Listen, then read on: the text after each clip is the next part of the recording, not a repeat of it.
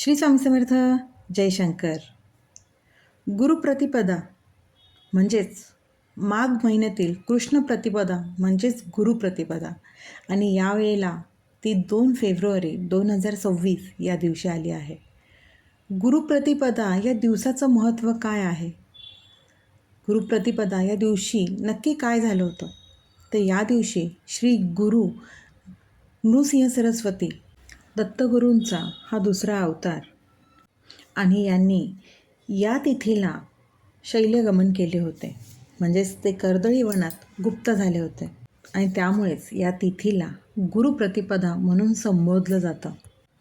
या दिवशी या तिथीला नृसिंह सरस्वती किंवा नरसिंह सरस्वती हे आपल्या दत्त महाराजांच्या दुसऱ्या अवतारांनी त्यांचे अवतार कार्य थांबवले होते.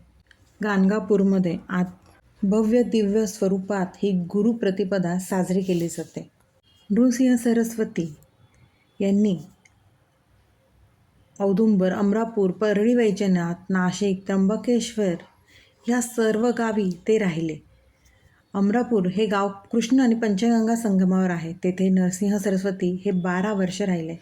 त्यांच्या या गावच्या प्रदीर्घ निवासामुळेच या गावाला नरसोबाची वाडी हे नाव प्राप्त झाले आणि त्यानंतर ते गाणगापुरी 24 वर्ष राहिले. नृसिंह सरस्वती स्वामी महाराजांनी गाणगापूर येथे आपल्या निर्गुण पादुका स्थापन करून आपले अवतार कार्य संपवले होते. नृसिंह सरस्वती महाराजांनी आपल्या विमल पादुका ह्या वाडीला स्थापन केल्या होत्या. तसेच अश्विन कृष्ण द्वादशी श्री गुरुद्वादशीच्या मुहूर्तावर आपल्या मनोहर पादुका स्थापन करून मग ते गाणगापूरकडे प्रयाण केले होते. या 3ही पादुकांना विशेष नावं आहेत. विमल पादुका, मनोहर पादुका या पाषाणाच्या असून निर्गुण पादुका ह्या कशापासून बनल्या आहेत याची अद्यापही कोणालाच माहिती नाही. निर्गुण पादुका आणि मनोहर पादुका याचा उल्लेख गुरुचरित्रामध्ये आपल्याला आढळतो, पण विमल पादुका याचा उल्लेख आपल्याला गुरुचरित्रात उल्लेख नाही आहे. विमल म्हणजे अत्यंत शुद्ध, कोणताही मल किंवा दोष नसणाऱ्या पादुका. त्यामुळे आजही गुप्त रूपाने व पादुका रूपाने अखंडपणे दत्त महाराज म्हणजे हे नृसिंह सरस्वती महाराज भक्तांचे सगळे मनोरथ पूर्ण करत असतात आणि ह्यापुढेही पूर्ण करत राहतील. नृसिंहवाडी ही नरसिंह सरस्वती स्वामी महाराजांची राजधानी आहे. तेथे ते निरंतर राहून भक्तांचं कल्याण करत असत आणि त्याचेच प्रत्यक्ष अधिष्ठान हे दत्तधाम येथेही आहे. वाडी गाणगापूर प्रमाणे आम्ही दत्तधाम येथेही निरंतर वास्तव्य करू असा प्रेमळ आशीर्वाद नृसिंह सरस्वती महाराजांनी भक्तांना दिला होता. अशाच या पावन तिथीच्या दिवशी आपल्याला दत्त महाराजांची जी काही सेवा करता येईल ती ह्या दिवशी आवर्जून करावी. गुरुप्रतिपदा ह्या पावन तिथीच्या दिवशी आपल्याला दत्त महाराजांची जी काही सेवा करता येईल ती या दिवशी आवर्जून करावी. दत्त महाराजांची कृपा प्राप्त करून घेण्यासाठी ही सेवा नक्कीच प्रत्येक दत्तभक्तांनी करावी. आता प्रत्येक भक्तांना गाणगापूरला जाणं तर शक्य नाही आहे, पण त्यांनी आपल्या घरातही दत्त महाराजांचा फोटो, दत्त महाराजांची मूर्ती जी काही असेल त्यांच्यासमोर आपल्याला बसून ही सेवा करायची आहे. या दिवशी आपल्याला गुरुचरित्रातील अध्याय 51 आणि अध्याय 52 याचं वाचन, याचं पठण करायचं आहे. तसेच दत्त महाराजांना त्यांच्या आवडीचा नैवेद्य म्हणजेच घेवड्याची भाजी, वरण भात, घेवड्याची भाजी आणि पोळी हा साधा नैवेद्य दत्त महाराजांना ह्या दिवशी आवर्जून दाखवावा.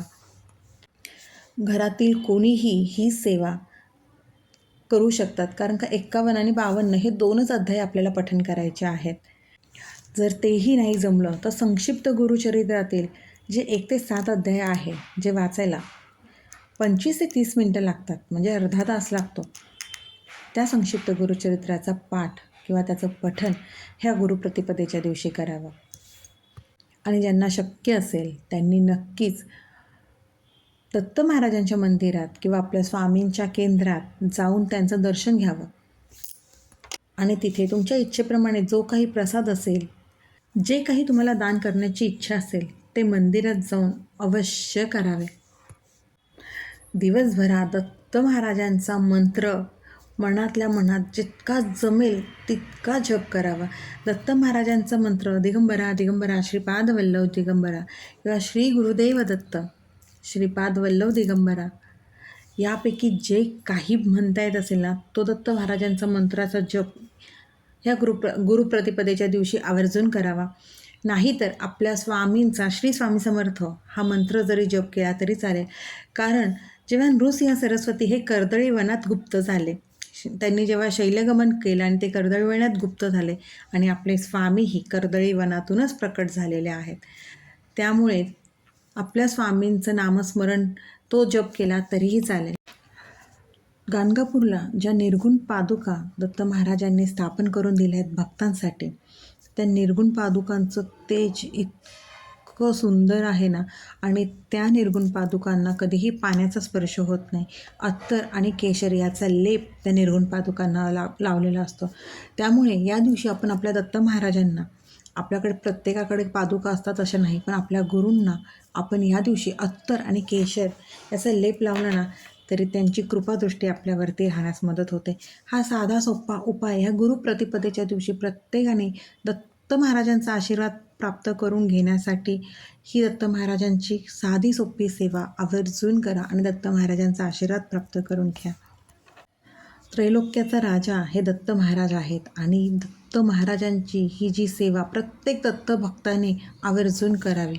कारण आपली कुठलीच सेवा वाया जात नाही. त्याचं फळ कुठल्या ना कुठल्या रूपात आपले स्वामी दत्त महाराज आपल्या आयुष्यात आपल्याला नक्कीच देत असतात. त्यामुळे मनापासून सेवा करा, विश्वासाने सेवा करा आणि आपले कर्म कष्ट प्रामाणिक ठेवा. आपल्या प्रत्येक सेवेचं फळ आपल्याला नक्की नक्की मिळतं. दिगंबरा दिगंबरा श्रीपाद वल्लभ दिगंबरा श्री स्वामी समर्थ. अशक्यही शक्य करतील स्वामी, अशक्यही शक्य करतील स्वामी.